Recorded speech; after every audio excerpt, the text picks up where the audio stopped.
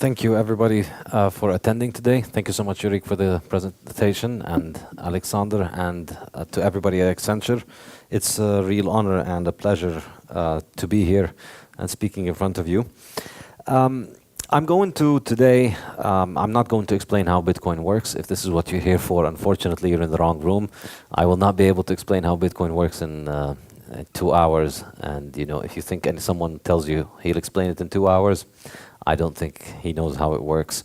So I'm going to assume that Bitcoin works, and it works just like it does work. We're just going to focus on the economics.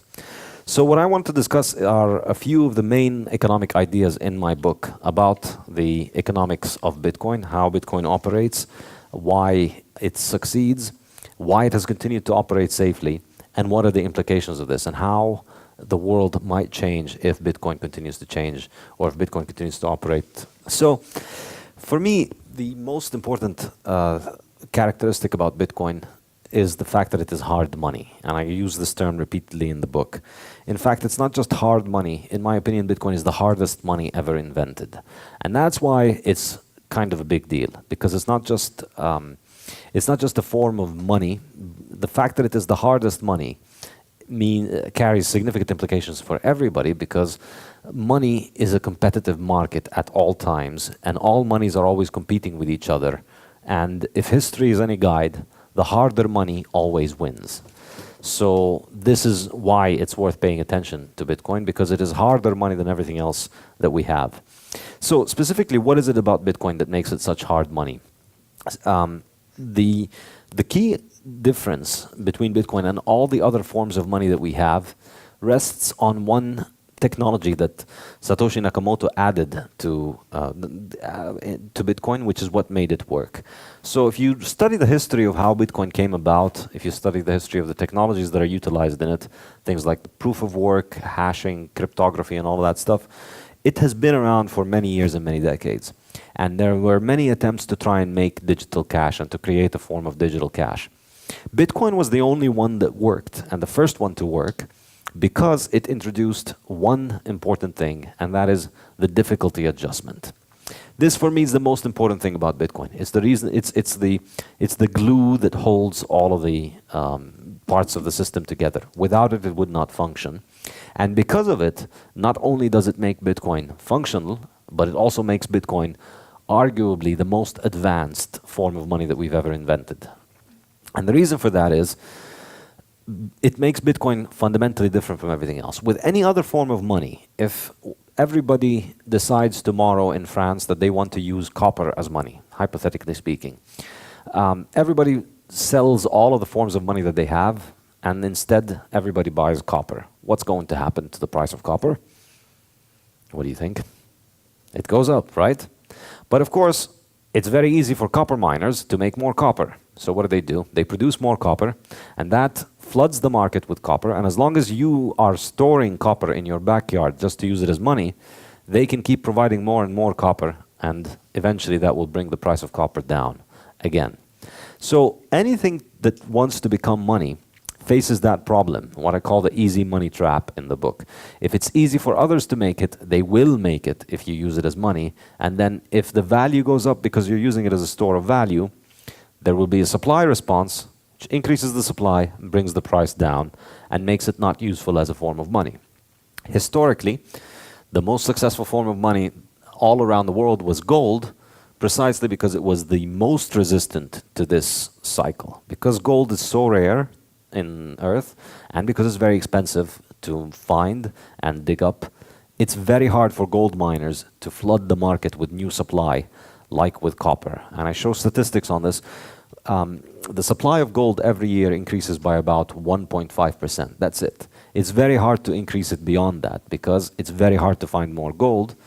And also because since gold's supply is, since gold doesn't rust or corrode, it just keeps adding up. So the supply over time continues to add up. So we never lose any of the gold. And so new production is always a tiny fraction compared to the existing stockpile of thousands of years. That's not true in the case of copper or in any other metal, because in the copper that we produced 100 years ago is all gone. So new production is only added onto existing stockpiles that are relatively small compared to new production. So it's very easy for everything else to be flooded if people use it as money. But in the long run, the only thing that wins the competition between monies is gold, because it's hard for people to make more of it. And so it always grows at around 1 to 2% per year. So with the difficulty adjustment, what happens is that Bitcoin's growth rate is completely independent of people's demand for it. If more people use Bitcoin, unlike copper and gold and everything else, and government money, it is impossible for anybody to make more of it, right? If more people want money in a modern economy, the central bank will react by printing more money or lowering interest rates or whatever. But effectively, it's very possible, it's highly likely that the central bank will respond to increased demand for money by increasing the supply.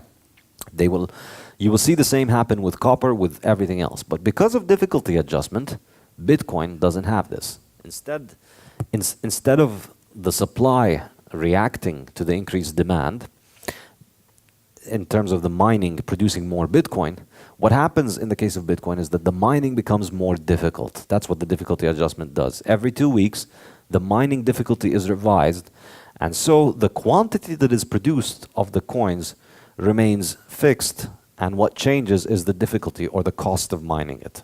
Okay? So the schedule for producing Bitcoin is currently growing at around 4% per year. It used to be very fast initially. The growth rate was very fast. Over time, the growth rate has dropped, and it's continuing to drop. Now it's at around 4%.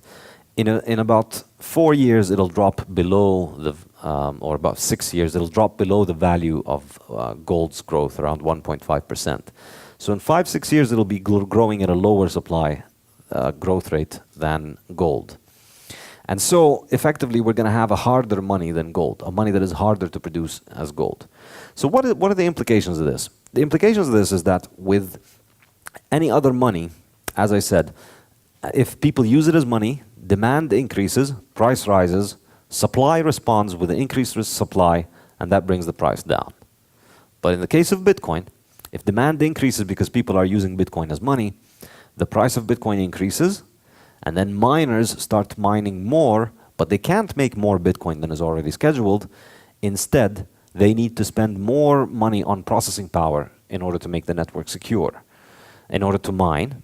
And so the hash rate of the network rises. The amount of computing power and electricity used by the network rises, which effectively makes the network safer. Now, this is the tricky part. Because increased demand makes the difficulty rise, it makes the network safer. But with everything else, as we saw, it increases the supply, bringing the price down. But in the case of Bitcoin, as the network becomes safer, what happens to the demand for it and to the value of it? It increases. So whereas with every other money, we have a negative feedback loop, that the easy money trap, that more demand for the money causes the supply to respond and bring the price down. In the case of Bitcoin, more demand for the money causes the security of the money to increase, which generates more demand, which causes more price rises, which causes more difficulty, higher security, and in turn, more demand, and so on. So effectively, in Bitcoin, we have a cycle that is self-reinforcing.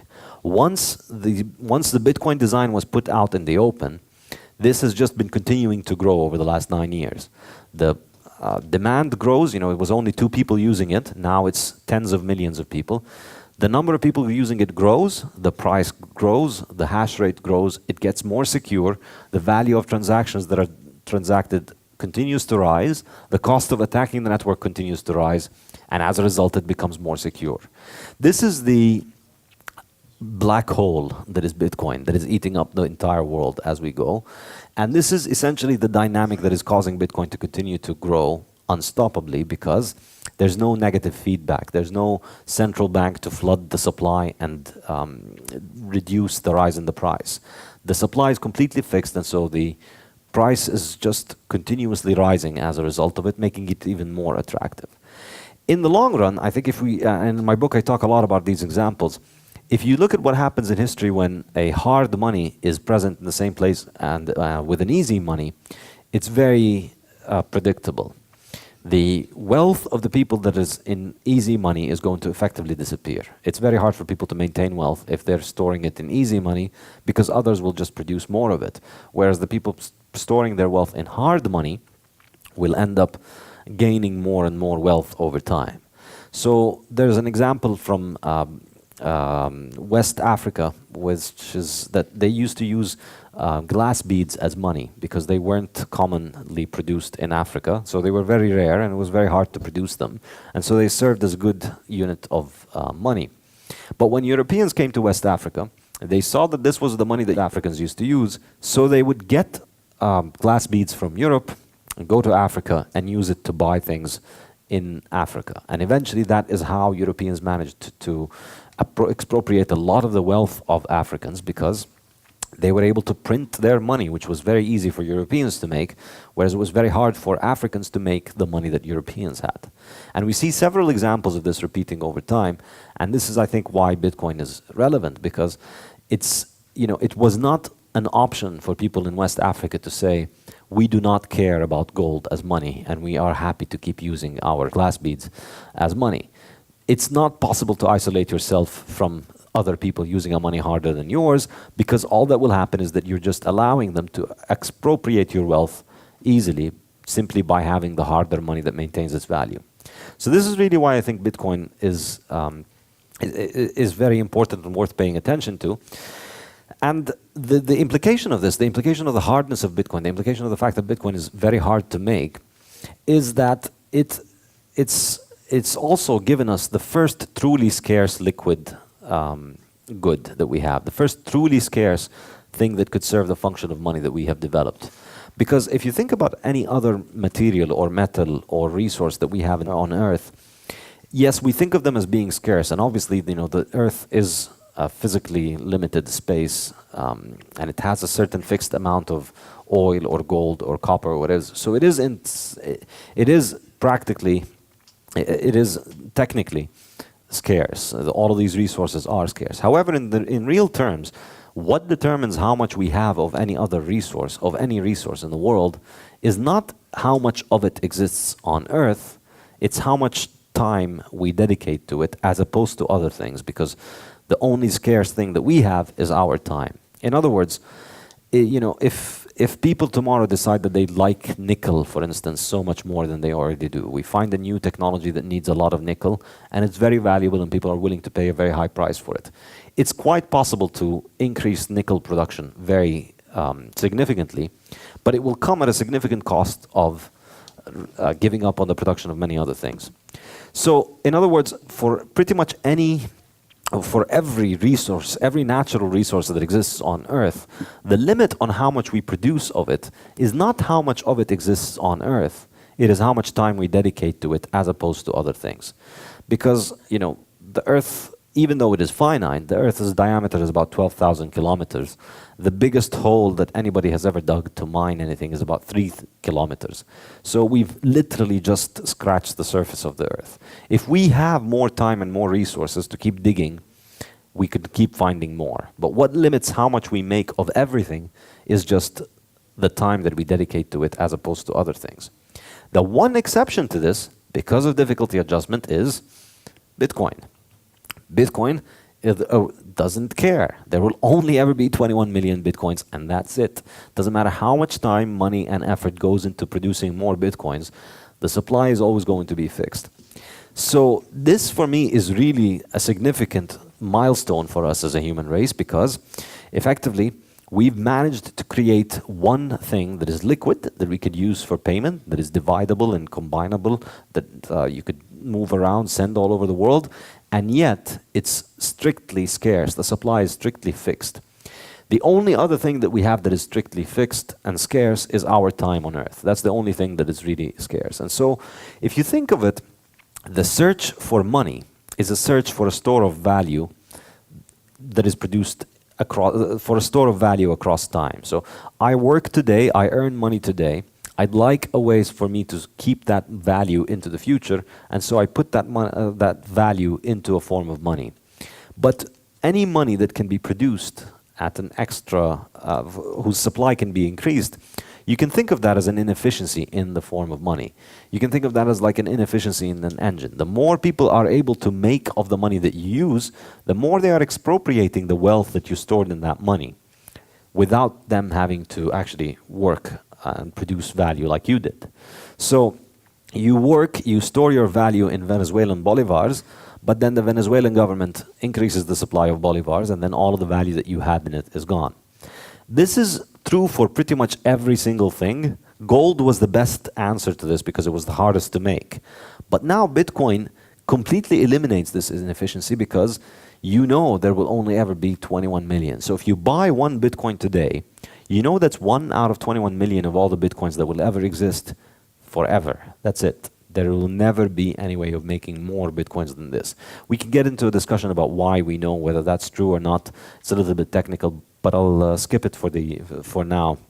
But the important thing is now, I think this makes Bitcoin arguably the best store of value ever invented. Because if you store your value in it, okay, there is oscillation and people might buy and sell and the value might change, but at least you know nobody can make more of it. From the supply side, there's no inefficiency in terms of somebody flooding the market and increasing the supply with it.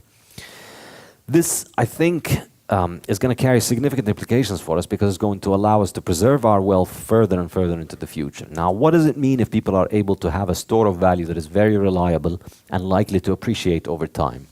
This is effectively the topic of the 3 middle chapters of my book, chapters 5, 6, and 7, where I look at the differences between societies that run on easy money versus societies that run on hard money. And mostly I do this comparison between countries on the gold standard in the 19th century versus today. And the most important aspect of this for me is time preference, the topic of chapter 5, which is how much people value the present compared to the future. So people who have a high time preference value the present much more than the future. They're unable to think too much about the future. People who have low time preference, on the other hand, focus a lot on the future. In my opinion, and I argue this in the book and I try and present a lot of evidence for it, the ability to have hard money encourages people to have a low time preference. The ability to have a reliable store of value is likely to make you think more about the future because you are able to save for the future. So people in Venezuela today, they get their paycheck, they go and they spend it immediately on the same day because they know that the next day is going to lose 20-30% of their value.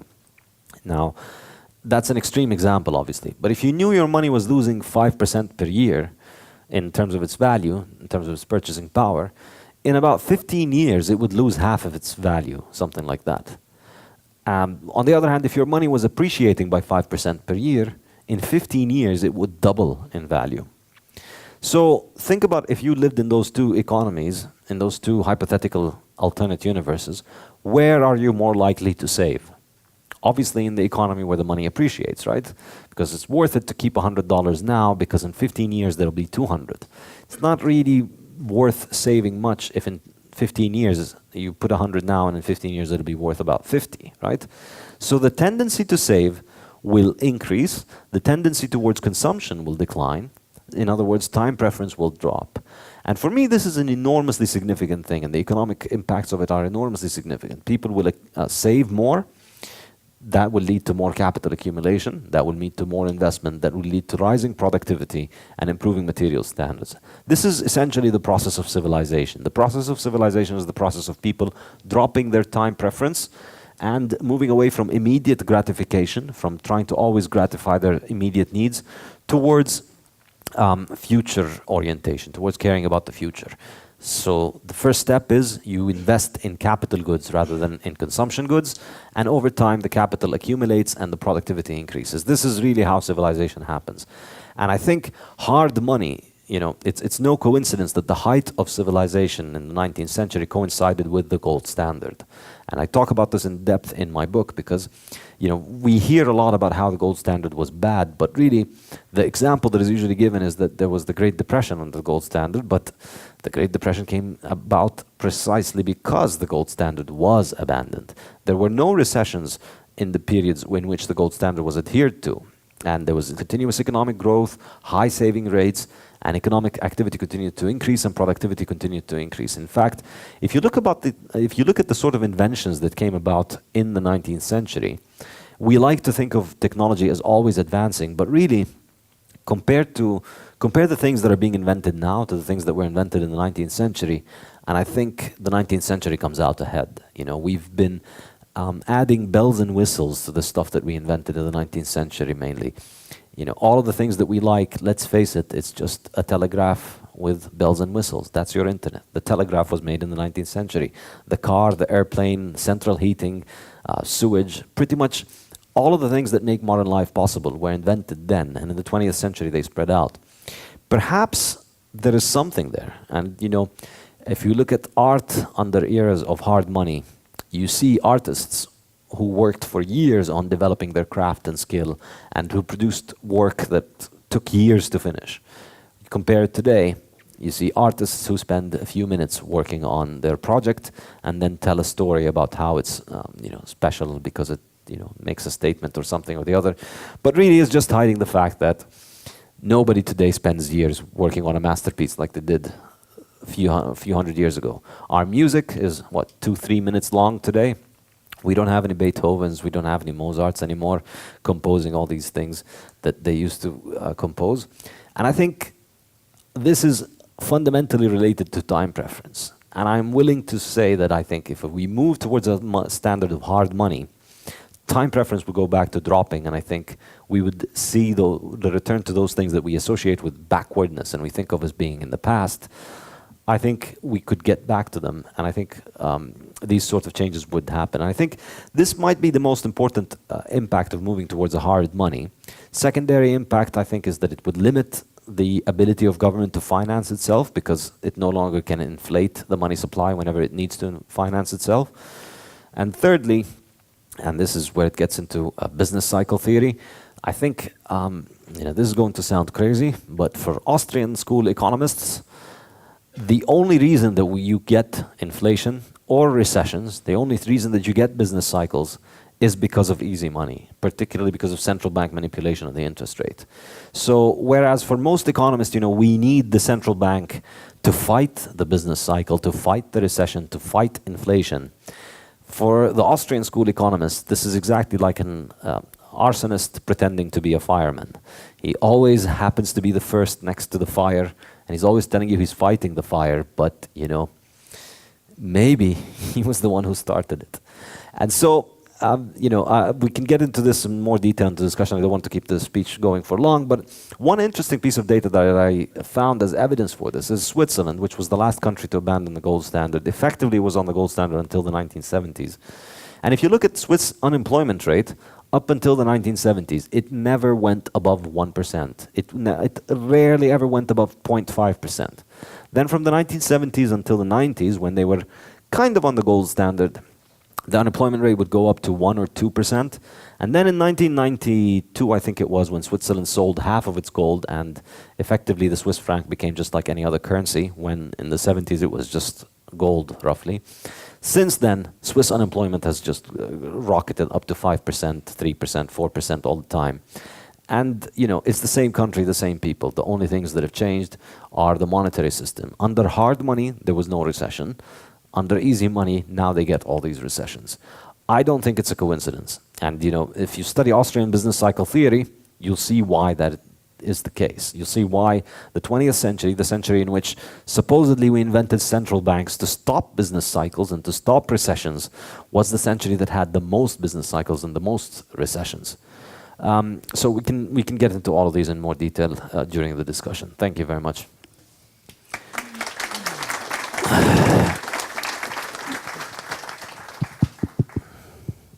Thank you, Saifedean. I will ask the first question, and then everyone will be able to ask some questions. I would like to ask a question about volatility of Bitcoin. Mm-hmm. It's a very serious matter. Everybody's very impressed by the huge volatility of Bitcoin. In your book, you have a few pages about that. I would like you to elaborate a little on that. Mm-hmm. You say that the volatility of Bitcoin is normal it's structural. It's due to the fact that the supply is fixed, of course, and there is no there is no policy to change the supply. And so if the supply is fixed, of course, when there is some variation of the demand, it's normal that there is a lot of volatility of the price. But you said that the volatility is going to decrease with time if more people use Bitcoin, if more financial instruments are built, and if more people hold Bitcoin. And you say that once Bitcoin has stopped developing, if enough people have started to use it, then it will attract less speculators, and then the volatility will decrease. But my question is, what metrics would you use to describe this situation? When can this occur? Can it be in 1 year, in 2 years, in 10 years, in 50 years? How do you consider that at a certain level, enough people have started to use Bitcoin? And how do you take into account the influence, the current one and the future one, of the whales, the actors of the market who have a huge influence on the market because they hold a large proportion of Bitcoins? Mm-hmm. Yeah, first of all, I mean, as an Austrian school economist, I don't believe that we can make predictions according to timelines. So I don't think anybody who tells you it'll take 1 year or 5 years is just trying to make a prediction because they want to make a prediction, not because they have anything to support it. Fundamentally, what drives Bitcoin's price and Bitcoin's volatility is just people buying it. And that's the sum outcome of 7.5 billion brains around the world, each individually waking up every morning and deciding either to buy, sell, or not buy or not sell Bitcoin. Every morning somebody wakes up and makes those choices about whether they want to buy or sell. And of course, it's impossible to predict what 7.5 billion people are all going to do. So I don't really know how fast it will take, if this or how long it'll take, but I think we can identify the pattern. As I used to say, we can make pattern predictions of how this is likely to evolve. And the way that I see it is, currently, Bitcoin is not money yet, in the sense of it being used as the medium of exchange. It's not the common medium of exchange that people use. I've rarely ever used Bitcoin myself. I've hardly ever spent it. It's not something that people are using yet to spend. It's a good that is being monetized. And so you can think of this stage of monetization as the growth of Bitcoin, as the starting phase. And it could take another 10, 20, 30 years. But at this stage, you can think of buying Bitcoin as being more like an investment, more like a bet on the network growing, more like a bet on the idea that this thing is going to grow as an alternative to central banking. And that's the title of my book. Bitcoin is a decentralized alternative to central banking. If you want to think about sending money abroad, your only option is your central bank or Bitcoin. Now we only finally have an alternative to the central bank, which is Bitcoin. So buying Bitcoin right now is like betting on this alternative to continue to grow. This is more of a speculative bet. It's an entrepreneurial bet. It's a market bet, and it's a prediction that people who are buying Bitcoin today are making about how others will buy in the future. Now, as long as Bitcoin is currently about 0.1 or 0.2% of the entire money supply of the world, which is nothing. So that means that if you have one rich person today deciding that they want to buy Bitcoin, they could move the market significantly. Or one rich person deciding to sell Bitcoin can also move the market significantly. Because the amount of wealth in Bitcoin is very tiny. So if somebody with $500 million wants to buy Bitcoin today, they will cause a massive change in the price. So if we move to a world in which Bitcoin is, say, 40, 50, 60% of the value of the entire money supply, at that point, any particular person buying or selling will become less significant. Now, in turn, as this growth reaches, as Bitcoin reaches a point where it's already grown so much, if it's already at 60% of the value of the money supply, that means it can't grow more than another 60% extra until it eats all of the money in the world. And so, or if it gets to 80% of the money supply, then it's not going to grow more than another 10, 20, 30%. So therefore, the possibility for it then to be a speculative bet declines. At that point, it becomes more, if anybody wants to buy Bitcoin, they're not buying it thinking that it's going to triple next year or that it's going to go up 5-fold next year. They're buying it as a reliable store of value. It'll become like gold. You buy it not because it's going to make you rich, you buy it because you can be sure relatively that it won't lose its value significantly like other things usually do. So once we've reached that sort of point, then I think, the demand for Bitcoin as a speculative asset will decline, and the demand for Bitcoin as a sort of store of value, which is much less volatile and will likely have far fewer large value transactions. So, very few people decide to go in and out of cash very significantly. And so you could see that's becoming the case over time. And that, I think, would lead to a reduction in the volatility, which would then allow it to become more and more used as a medium of exchange. But at this point, it doesn't make a lot of sense to use it as a medium of exchange, and the majority of Bitcoiners don't. You pay effectively, as long as people are willing to accept another form of money, the cheap, easy money, there's no reason for me as a Bitcoiner to part with my Bitcoins. But the reality is, I don't expect this excellent offer to always be there. Currently, I'm lucky enough that people will accept whatever euros and dollars I carry in my pocket. But, eventually I expect them to wise up, that they're the ones getting the bad end of the deal by getting those things. And eventually I think it'll become much harder for you to spend these kinds of money. And so more and more people will tend towards the harder money. When that happens, I think we could see a reduction in the volatility. Thank you. Do we have any questions from the audience?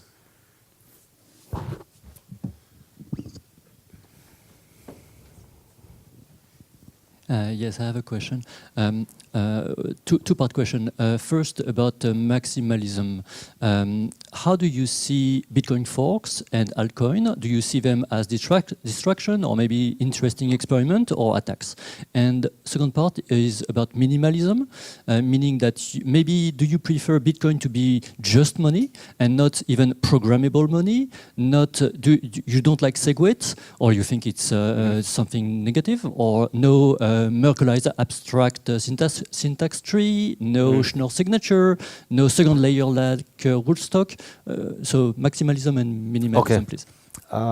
In terms of altcoins and forks, I think I don't think they're competition for Bitcoin. That's the key thing. I think Bitcoin's competition is the dollar, the euro, the Swiss franc, the yen, the British pound, the IMF SDR, and gold. Those are the only things that you can use to send money across the world. If you wanted to send money to China today, these are your options, okay? And Bitcoin. The other coins, in my opinion, do not constitute that, because the main reason fundamentally is that all of these coins are effectively centrally controlled.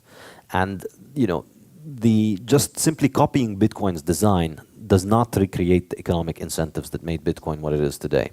The reason Bitcoin is what it is today is because the economic design was the first one out there. The person who made it disappeared so that it didn't grow because he was the one promoting it. It's not his baby, effectively. He didn't foster it.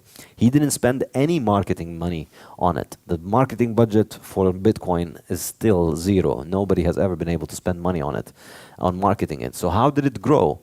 When it grew, unlike today's altcoins, there were no glowing press releases pretending to be investigative journalism about how, this altcoin will change everything and blah, blah, blah, and all of this fancy buzzwords.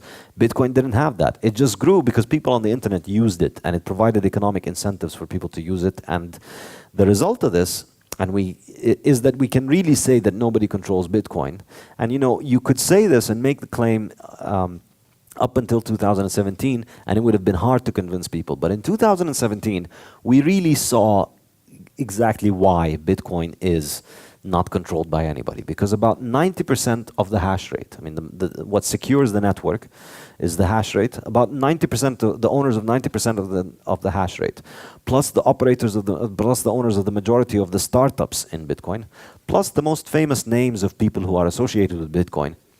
Yeah, they all wanted to go and produce a new coin to change Bitcoin. They only wanted to change just just the block size, which is a tiny little technical parameter. You know, we're not even talking about changing the money supply. They just tried to change that, and they failed miserably. And one group ended up, you know, they ended up with some canceled the project, and then another bunch of people made another coin, and we ended up with Bitcoin Cash. But the problem is, you know, of course, Bitcoin continues completely unaffected. In fact, after the fork, Bitcoin probably grew because we got rid of all the elements of the people who were trying to fork Bitcoin, and so we got rid of the uncertainty. But for me, Bitcoin Cash and all the forks are effectively dead on arrival because, and you know, I hope nobody gets offended by me using this term, but effectively Bitcoin is the only one that has the immaculate conception that allows it to be neutral money. Bitcoin's conception is immaculate in the sense that nobody controls it, but all the other altcoins, there are thousands of them out there. If you have heard of any altcoin, and you know, we could pass a piece of paper around and ask everybody to list every altcoin they've ever heard of, and then collate the list of all the altcoins and see them. If anybody in this room has heard of an altcoin, it is because somebody is marketing it actively. Somebody's promoting it. There is a foundation behind it. There is a group of people who have worked hard and put themselves in Forbes magazine and all sorts of places to market it. And those people can change it, as we saw with the second biggest coin, which is Ethereum. It was very trivial for them to hard fork it, and they're always hard forking, and every other coin can hard fork trivially. Bitcoin is the only one that resists hard forking. So for any altcoin to claim to be a competition to Bitcoin, it needs to show that nobody controls it. Why does nobody controlling it matter so much, in my opinion? Because it's the only way that we are guaranteed that the monetary policy is immutable. So go back to the point of the hardness of the money. You know, it's not just because Bitcoin's programmed that way. It's because it's programmed that way, and the key that edits the program has been thrown into the ocean, and now nobody can edit it. We can be very certain that Bitcoin is not going to change its monetary policy. But with all the other coins, just because it's written in code and we call it a blockchain, doesn't mean it's set in stone. It can be changed. Ethereum doesn't even know what their monetary policy is, and they're going to decide as a community about it. And you know, if you would like to have a committee and speaking in name of a community deciding the monetary policy, we already have central banks, and they do a decent job of it. You don't need a bunch of programmers who have never studied economics to be handling that. So I don't think they are in a sense an attack, maybe not, but I wouldn't say an attack on Bitcoin. They're an attack on Bitcoiners in the sense of it's, you know, altcoins are a great way of separating Bitcoin from Bitcoiners, because in the long run, altcoins are easy money because their supply can be increased, but also in the aggregate, this notion of cryptographic money, which is still centrally controlled by a foundation or group of people, is, you know, it's not scarce in any way. We have thousands of coins, we can make many thousands, and there's nothing that differentiates any of them from the other. You know, adding all these bells and whistles doesn't make any of them special. They can all add buzzwords and buy marketing and do that. In terms of the minimalism, I would also say yes. If Bitcoin does absolutely nothing but simple transactions, and if SegWit was impossible to implement, and if all of these amazing innovations that people are working on were simply doomed to never be implemented, and we were stuck with Bitcoin as it was, let's say 3 years ago, with just about 500,000 transaction capacity, that's good enough for me. Okay, so yes. I'm not saying it's worse that those things get implemented. I think Bitcoin is fine as it is with just carrying out 500,000 transactions a day. I think that on its own could be the basis of a global financial system wherein these 500,000 transactions a day are just the final settlement transactions between banks around the world, and then individual consumer payments happen on second and third layers. Just like they do in the current system, your payment on a credit card is settled at the end of the day between central banks or between banks with settlement payments. So I think Bitcoin is already good enough, and it was good enough without any of these additions. However, as long as an addition can be added and integrated with a soft fork without a hard fork, then it's fine by me.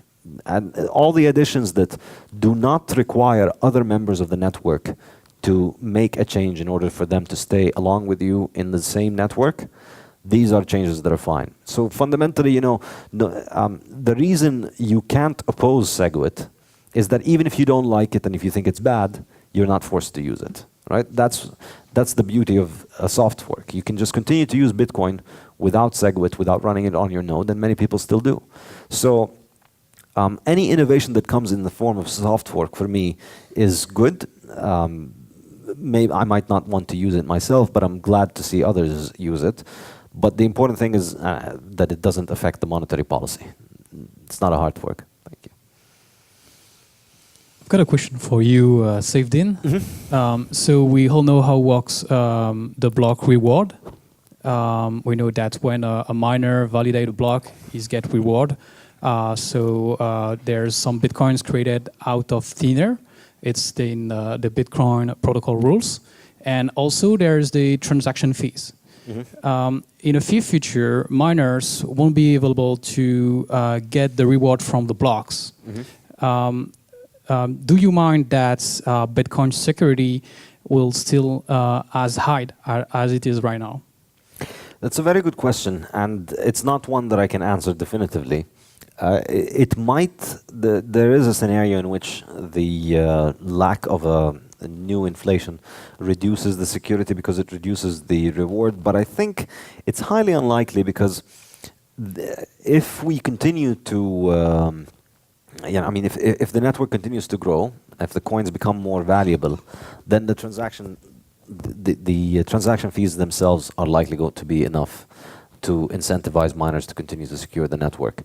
And obviously, it's hard to say this as a prediction, but we did get a little bit of a taste of it in December last year when there was a lot of attacks on the network, and we had transaction fees rose to a point where on some blocks, the majority of the reward was in the form of transaction fees rather than as the mining subsidy.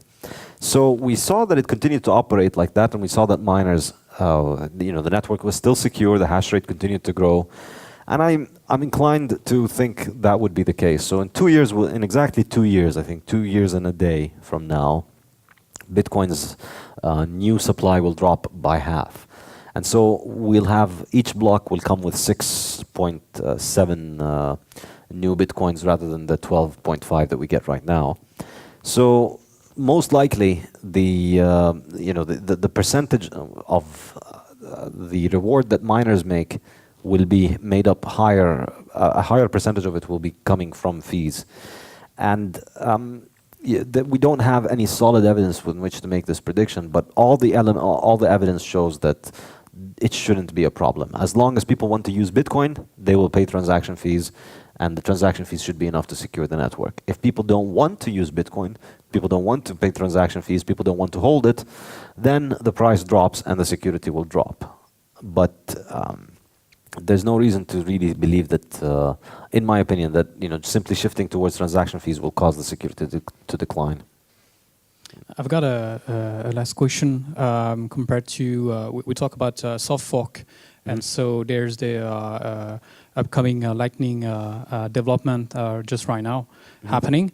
I wanted to know what's your stance compared to should we add transaction fees with a Lightning transaction, or should we keep it free? How do you on forecast? Lightning transactions, you mean? Yeah, it was a trending topic during the last scaling Bitcoin. Should we add fees to Lightning transaction? What's your stand on that? I mean, I think it's a decision for Lightning node operators to decide. Effectively, what Lightning is going to build is, in my opinion, a more advanced form of programmable bank. It's just a far more efficient way of doing banking. In other words, I think you posted a great tweet about this, Yurik, that it's you take your money to the bank and they give you a card and then you use that card to spend. Similarly, you send your Bitcoins to the Lightning node and they put them there, and then you can spend and receive money onto the node. And then whenever you want to settle it or close it or take it out, you can close the channel. So I think this is going to be a market good that we'll find different models for pricing it. Perhaps people will make it free, but combine it with some form of advertisement. Perhaps people will pay for it. Perhaps there will be Lightning nodes that provide, say, complete secrecy and anonymity, and people will pay a premium for that. Other nodes might benefit from the model of selling your data, which everybody uses today, and people might be happy for it. My expectation would be that there would be, I mean, if I were to take a guess, I would just say very, very low small fees would be the most common model. If those fees could affect the Bitcoin security, if miners are less motivated to mine blocks? No, because remember, you know, the Lightning transaction is never as secure as a Bitcoin transaction, and the Lightning developers will say this. They're the first to always say this. You know, you should not use Lightning transactions for very high value transactions. So I can't see this competing to it, because the only way that we will get Lightning transactions is if on-chain transactions grow in value and in the transaction fees so much that it incentivizes building the second layer, which will always be inferior to the first layer. So we'll always have the first layer transaction, the mining rewards and the transaction fees going to miners, and then Lightning will come as a second layer. So I don't think it would compete with it. And on the contrary, you know, think about it as if the Bitcoin blockchain, as I argue in my book, will become more of a settlement network between banks, then you would expect the transaction costs to grow very fast. In fact, I mean, the way that I see it is Bitcoin is the most secure way of sending value around the world, the most secure, most efficient way. You know, if you wanted to send $1 billion, I bet you to find an easier, more secure way than sending them with Bitcoin right now. So in my mind, if Bitcoin, let's assume it's stuck at 500,000 transactions where it is now, in my mind, being the most secure way of sending transactions means that this will eventually end up, those 500,000 transactions will end up being the 500,000 most important, most valuable transactions in the world. So, because it's the most secure way of doing them. So eventually, the most important transactions of settlement between banks will be on-chain, and then consumer and individual payments will come on second layers. I think this is a very important thing that we're beginning to see with Bitcoin over the last year or two. Bitcoin's not going to scale in terms of having more on-chain transactions, because that would be very bad engineering. Bitcoin will scale on second layer transactions and on through first layer transactions rising in value, not in number. Yes?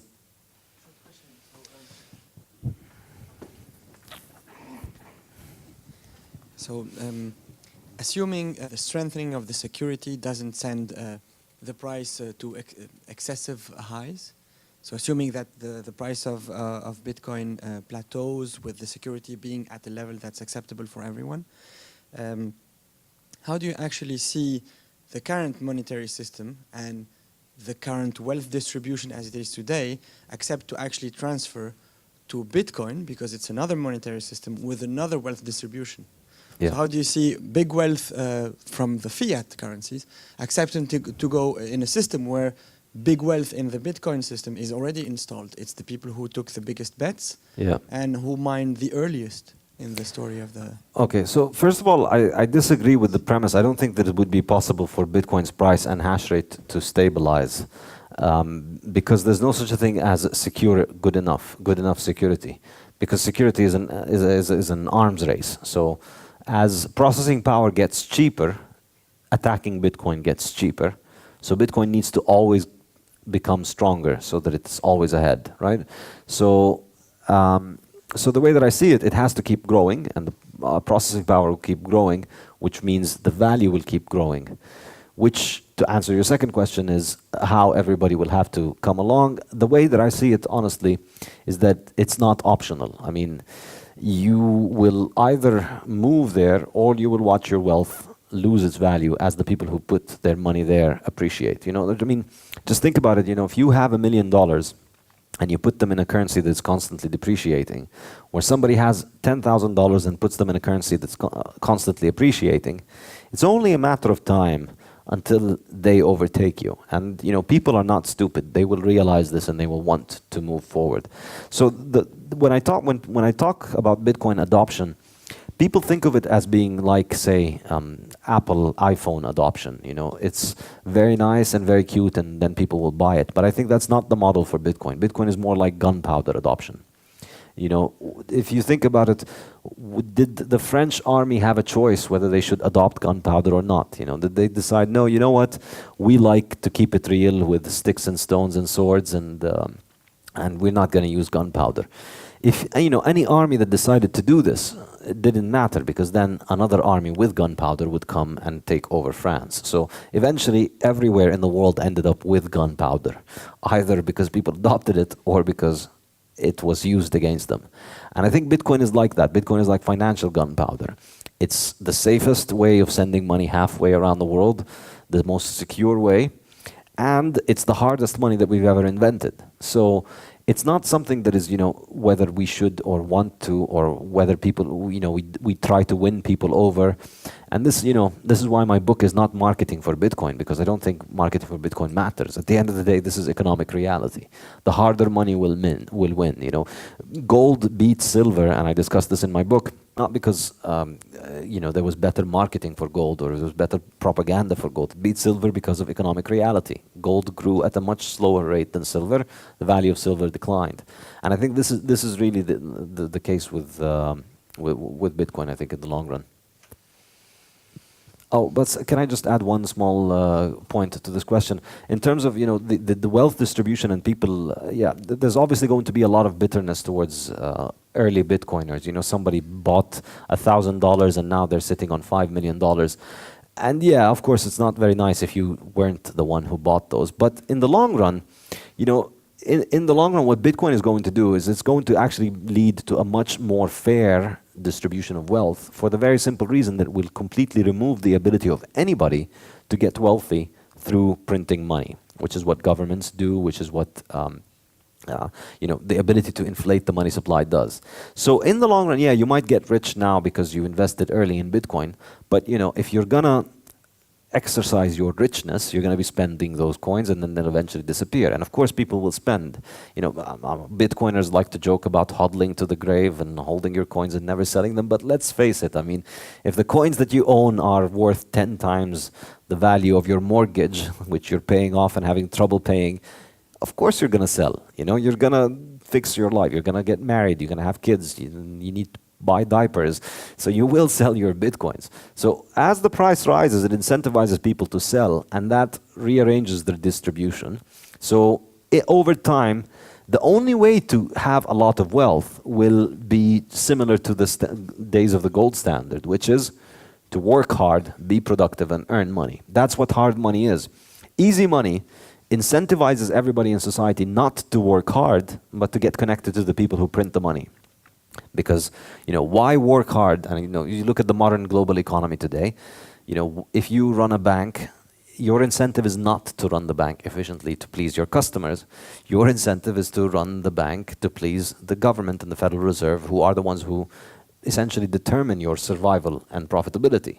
So if you eliminate that sort of economic incentive structure and replace it with hard money, yeah, maybe, you know, the people who got lucky early, in the long run, eventually they're going to lose it. And what's going to determine whether you're going to be wealthy in the long run is going to be your productivity, number one, and number two, your time preference, your ability to save and hold on.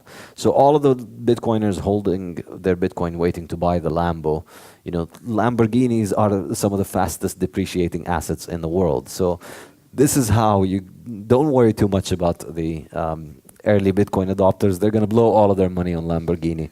Anyway. So I guess we got the first Bitcoin maximalist question. Hi, thanks for coming to Paris. I'm pleased to see you. It seems that from this point of view of a central banker or government, the only thing that's separating Bitcoin from becoming their dream control mechanism would be the decentralization, which I'm sure you'd agree with.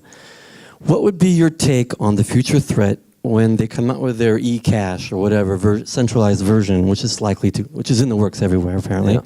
What is your take on the threat or the menace to Bitcoin from regulation and taxation attacks? Generally, I'm not very concerned about those things. I discussed them a little bit in detail in the book. I think, you know, the central banks continue to talk about we're going to make a central bank issued Bitcoin. And they've been doing this for more than 100 years. This is what their coins are. This is what national currencies are. Currently, the euro, the dollar, 80 or 90% of the supply is digital already.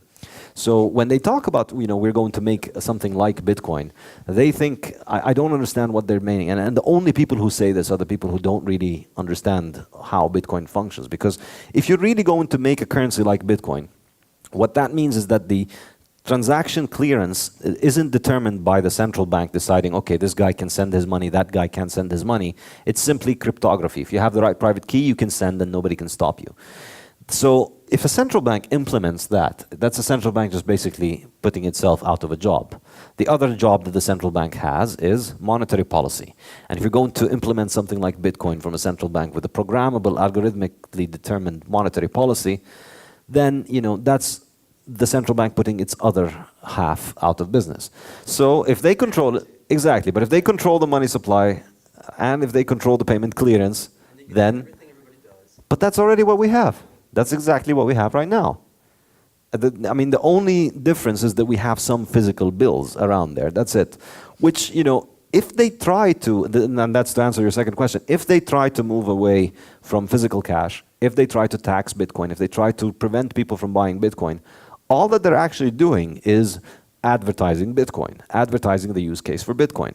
Because if they make it impossible for you to spend $100 without them finding out and without everybody in the world having a record of what you're doing, and because all your payments have to go through the central bank and the credit card or whatever, then people are gonna buy Bitcoin because people don't want everybody to know everything that they're spending their money on. And then, if for instance, imagine a country goes and says, you can't buy Bitcoin with your bank account money. Initially, that will sound like it's bad for Bitcoin, but in the long run, what it does is that it enforces the point that what you think is your money in the bank is not really your money. If somebody can tell you this is your money, but you can't use it to buy 1, 2, 3, 4, then it's not really your money. And once people start realizing that, they're going to want to have a money that they control. And guess what? Bitcoin is that. So, it's going to be impossible. Think about the example of, say, Ecuador when they were going through inflation. They banned the US dollar and they made it illegal for people to hold the US dollar, and they persecuted people for trading dollars and so on. And now, where is the Ecuadorian, whatever it was called? It's gone. And now everybody uses dollars in Ecuador. So economic reality of the hard and easy money, you can't just legislate it away. And in fact, I think the legislation would be counterproductive. In my book, I have a section where I talk about the ways of killing Bitcoin. And I talk about these ideas or technical attacks, and my objection to them, why I don't think they can be effective, is that they fly in the face of economic incentives. And anything that tries to go against economic incentives is doomed. You look at the experience of Eastern Europe, how many decades they spent trying to ban jeans, for instance, in Eastern European countries, because jeans is an evil capitalist conspiracy. And now communism is gone and everybody in Poland wears jeans. And that's it. You're not going to be able to do this. In fact, I think if they wanted to stop Bitcoin, the only effective way would be the exact opposite. If we go back to a gold standard, and if you give people complete sovereignty over their money, and banks are able to give people complete freedom and anonymity if they want it, and banking security if they want it, if you had that system, that would be a real threat to Bitcoin. Then that kills the demand that people have for holding Bitcoin. That kills the real use cases. Why would you want to bet on some obscure technology that nobody really understands and nobody really knows how it works when we already have gold and with a 6,000-year head start? I think that really is the most serious threat to Bitcoin. On the contrary, I think all of the attacks are not threats to Bitcoin. They are just feeding the fire, basically, feeding that black hole that is just eating the world of economic value. We've got a question here from the audience. Yeah. Yes, I have a question regarding altcoins. You are close to Austrian economics, so you should like competition in currencies. Hayek himself thought that competition in currencies might end up in several established currencies. And for example, there was a bimetallism in Europe at the end of 19th centuries. And so I don't see why you dismiss the possibility that some altcoins could be a real competition against Bitcoin. For example, regarding the marketing and centralization argument, Monero, for example, there is no marketing for Monero, there is no foundation. And we could even argue that the fungibility is better than Bitcoin's one. So I think why you are so dismissive regarding some altcoins. Okay. Well, first of all, with regards to Monero, I mean, Monero has a hard fork every, 6 months or 3 months or 2 months or whatever. I mean, there's this close group of people who practically can change Monero at will. In fact, the most recent hard fork really showed how centralized and how not open source Monero is when the coders change the algorithm for the hashing without they try to change it to fool the miners because they don't want the miners to build ASICs. So effectively you have a close committee of people that decide how to change the algorithm all the time. And that's just one example of one altcoin. We can keep finding different examples, but generally, the reason they all fail, technically, they all have glaring technical failures, is very simple. All the competent coders, all the competent developers, they are the sort of, all the competent engineers, once they saw that the wheel was invented, they didn't go and try and invent a better square wheel or a triangular wheel or let's do this.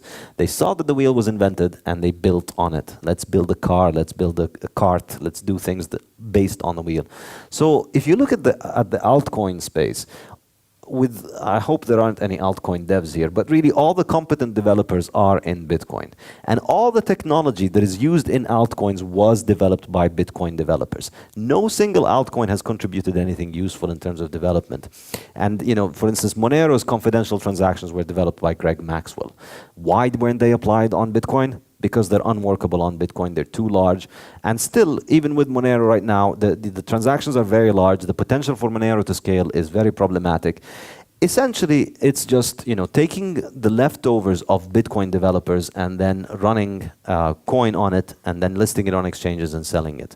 Monero doesn't have a foundation, but the marketing gimmick for Monero is that it is the rebel sort of currency and that it is for drugs and to avoid government and so on. And the marketing is sort of guerrilla underground within Bitcoin circles where they they mock the other currencies like it's just Monero and Bitcoin are the good ones, but it's just another altcoin. And it's just another, fundamentally, the real problem, to go back, I'm not against competition. I'm happy with people competing about it. I just understand that the competition is going to lead to one winner, necessarily, just like what happened in the 19th century. Because if you look at the 19th century, and I mentioned this in detail in my book, why did silver lose its role as money? And silver has lost its role as money. Don't let the silver bugs fool you. Silver has not been money for about 145 years, specifically from 1872. And the reason is, once Germany shifted from silver to gold, there were many countries that were on gold and many countries that were on silver. But once Germany shifted to gold in 1872 after the Franco-Prussian War, the value of gold, the value of wealth that was concentrated around gold was much larger, and then every other country had a much bigger incentive to switch to gold. And so the price of silver started to drop, and then everybody started to dump silver and move to gold. Fundamentally, at the end of the day, the only point of money is that you have one medium of exchange, that you exchange everything for it. So if there are two monies, everybody who's making a choice is incentivized to go with the one that is bigger. And that just means the bigger gets bigger and the small one gets smaller. So if you read the example of silver, and I included in my book precisely for the later lesson when it comes to altcoins, there can really be only one. So I'm not against altcoins in the sense of, I would like them to see them banned, or I would want them to be banned. On the contrary, I'm very happy with anybody introducing them. And, if somebody were to one day make me eat humble pie and really introduce an altcoin that is better than Bitcoin, I would, I'd be very embarrassed. But, after I get over it, I'll probably be happy that we have something better than Bitcoin. But don't count on it. It's, all the competent devs are improving on Bitcoin. And frankly, no altcoin has the staying power to compete with Bitcoin. No altcoin that has been around for more than 3 or 4 years can compete with Bitcoin in the long run. It's it's gimmicks and it's marketing and so on, but it won't be able to survive, I think, in the long run. Nowadays, there's a very common idea. We see it every day in the media. It's the idea that what is important is not this Bitcoin thing, it's the underlying technology, the blockchain. And in your book, there's a sharp criticism of this idea. You said that this idea is a mantra that has been repeated ad nauseum between 2014 and 2017 by banking executives, journalists, and politicians who all share one thing in common: a lack of understanding of how Bitcoin actually works. And then in this chapter, you elaborate on two ideas. First, most of current blockchain projects are bullshit and are going to fail. And second idea, admittedly, there are some use cases where blockchain is needed, but it will be the Bitcoin blockchain. So I have two questions. Why those current projects are bullshit and are going to fail? And second question, what use cases would you see that would need a blockchain that will not be the Bitcoin blockchain, because the Bitcoin blockchain will not be suitable? Okay. The first question, the reason is very simple. The success of Bitcoin meant a lot of people made a lot of money, and a lot of people wanted to copy them and figure out why they made all this money. And so, it became like the cargo cult science, where people just imitate the rituals of what Bitcoin does without understanding the underlying mechanism. The only reason Bitcoin works is because the token itself, the Bitcoin itself, is valuable. This is what rewards the miners that secure the network. If you take out the token, which is all of these blockchain projects are doing, then you can no longer have a decentralized system, and you can no longer have a system that is, immutable or any of those things. It's just if you take out the token, then you simply have a distributed ledger. And distributed ledgers are not new. Google Docs had distributed ledgers, I think in 2005 they introduced it or something like that. And if you read the history of database technology, since the 1970s and 80s, companies, banks, people who run databases have had this ability of running a database shared between different locations. There's nothing new or important or revolutionary about being able to share a database. The only important revolutionary thing about Bitcoin is that you can share that database without having to trust any single individual. But the only way you do that is by having an entire monetary system lying with it. So unless you're willing to run a monetary system with proof of work and the expensive, massive cost that Bitcoin costs, ignore all of the pro-Bitcoin propaganda that tells you Bitcoin is cheap and affordable. It isn't. Bitcoin transactions are very expensive, and they're only going to get more and more and more expensive because they're worth it. Because that's the only way that this system works. This is the only way that we can get hard money. So trying to run the ledgers without without the token won't work. So the second question is, what kind of contracts can, or what kind of applications can work on Bitcoin? Whatever it is, if there's going to be an application that applies on a blockchain, it has to be only specifically about the token of the blockchain itself. Because blockchains are not magic. It's not magic that you can just, throw it onto something and then things become immutable. It doesn't work that way. For instance, people talk about, let's have real estate records listed on the blockchain, and then you can be sure they won't be forged. First of all, who's ever had a problem with their home ownership record ever getting forged? Did you ever walk home and find somebody else in your home and they tell you, hey, look, I have a new deed, I've forged it? It doesn't quite happen. It's not an issue. Why? Because fundamentally, even if we did have it on a blockchain, it won't even matter, because what determines your property right in your home is, you having a gun to shoot somebody who comes in, or you hiring somebody who has a gun, or the police or whatever. That's really what it comes down to, enforcing the property right. So if the police are going to come and shoot somebody for entering the house, and they need to decide between you and the other guy who's in the house, how are they going to decide? They need their own record.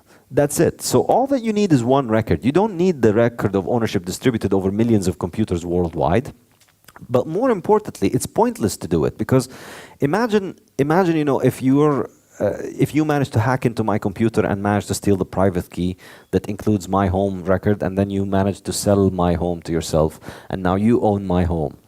If you do that, if you took the private key, what will the police do? Oh, sorry, sir, he took your private key, now he owns your home. No, it won't happen. What if you lose your private key? Your computer gets destroyed and you lose your private key. What do we do now with the house? Does the police come and say, sorry, you can't enter this house forever and nobody can enter this house because the private key is lost?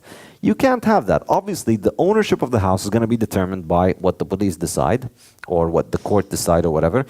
And these people don't need millions of records around the world. They just need one record with a couple of backups, and that's it. So it's completely insane to be running a system like Bitcoin that's very expensive, that then will get overrun anyway, because it doesn't matter if it gets hacked. You're not gonna. Or imagine the other even funnier application when people talk about, let's put the stocks on the blockchain. Okay, so then some Russian hacker hacks into Apple and now he owns 20% of Apple stock. So because it's on the blockchain and it's irreversible, he gets to own 20% of Apple. That's it. He gets to come to the shareholder meeting and vote for it. Obviously not. The only way that the Bitcoin blockchain works is because it's only the ownership of the token itself. And if it gets stolen, it's stolen. It's gone. Just like I stole money from your pocket or gold from your safe. It's gone. But with physical assets, there's no point in adding trustlessness to something that is by its nature built on trust in others. You have to trust in the CEO and the board and the employees of Apple if you're investing in them. And you have to trust in the police and the courts that are enforcing those laws and putting in them. And if you're just and if you think that replacing it with a record on something that is immutable is going to replace all of that need for that trust, it won't. It won't override the physical reality of the workers in the factory. And so any application that has to be done on a blockchain has to be with the token itself. And that's why when people talk about smart contracts, I think the only smart contracts that will make sense on blockchains, in my opinion, will be ones that involve the movement of the blockchain token. So multi-signature contract or delayed payments or things like that. I think it would just be basic stuff about payments. And this is why, it's been 8-9 years now that we've had this, and we've still not seen any examples of anything else. We've heard a lot of ideas, but none have been implemented commercially, except for multi-signature and the basic Bitcoin smart contract suite that just deals with the transactions of Bitcoin itself. I don't really think there's going to be much beyond that. People talk about time stamping and other kinds of applications, perhaps, but I'm skeptical that they'll find their value for the simple reason that Bitcoin block space is extremely expensive. It's extremely valuable. It costs about $0.50 or $1 to send a transaction on the Bitcoin blockchain today. So, trying to put anything else that doesn't really need to be on the blockchain is not going to be very economical. Most things in the world don't need to be written on thousands of computers all over the world, repeating for all the rest of eternity. I don't see the use cases for that, except in one use case that has proven itself, which is a monetary system, the basic infrastructure of a global monetary system that is neutral. And the only reason, in my opinion, that this matters is because, it's not because Bitcoin is going to allow us cheap transactions or cheaper Visa or lower fees or whatever. It's because it destroys the ability of governments to run monetary policy. That's what's really valuable. Bitcoin is not going to replace Visa or MasterCard or Western Union. Bitcoin is going to make inflation impossible, and it's going to make government finance through inflation impossible. It's going to make things like the Iraq War impossible. If the American people had to pay for the Iraq War up front, if they had to put hard money up front to go and kill Iraqis, they wouldn't have done it. The fact is that American foreign policy runs because it runs on an infinite supply of dollars, and that's why it can go around all around the world. It's going to make things like Venezuela impossible. It's going to make things like Zimbabwe impossible. That's why Bitcoin is worth it. That's why it's going to be worth it as it continues to grow in its value to the point where it's consuming an enormous amount of electricity, and each transaction might even get to the point where it costs thousands of dollars in transaction fees. It would be better, obviously, economically, if you think about it, it would be cheaper to just run a trusted system in strict terms. But then if you think about the second order effects of running a trusted system that relies on trust in governments, you just look at all of the death toll of the 20th century. And you have to compare that. And that's what Bitcoin gets rid of. It gets rid of the possibility of world wars carrying on forever because governments can finance themselves forever. And that is worth it. I struggle to see how any other use case could justify using a blockchain that consumes so much energy. Putting land registry on a DLT, not on the blockchain, but on a DLT has some economical advantages. It's faster, it's cheaper, maybe more robust, and it's not a revolution, but it is a nice evolution, and I think companies are going to go into this direction. But we've had the digital, we've had DLTs, distributed ledgers, since 1980. Doesn't? No, but I mean, you know, the calling something from 1980 a blockchain doesn't really make a lot of sense. There's nothing new that Bitcoin is adding from this, and it's not going to be employed on a blockchain. Central banks and agencies, they run shared databases where they update them with one another, and there's software for that has existed long before Bitcoin. Okay, one last question, please. Hi, you just mentioned before an example of threat to Bitcoin, which is capital control by government and forbidding change from fiat to Bitcoin. Another threat that I see as much more dangerous would be an attack to the security model, like nationalize miners, nationalize manufacturers of mining equipment, and that would actually work quite easily because they are so centralized. Today it's only about 1 or 2 miners in China. All the mining manufacturer in China. Same for miners. It's just a few of them, and that, I mean, I would see this as quite an easy attack and on the network. What would be your comment on that? Well, my answer to that is similar to the original one, which is that the problem with it is that, you know, technically it might seem like it makes sense, but economically it just, again, flies against economic incentives to the point that I don't think it will be feasible. And specifically, just think of it this way. You know, if a government decided that they wanted to control enough amount of mining to attack the network, I mean, I think they might have been able to pull that off. I would say maybe 2015, 16 at the latest. I think it might be too late now. I might be wrong.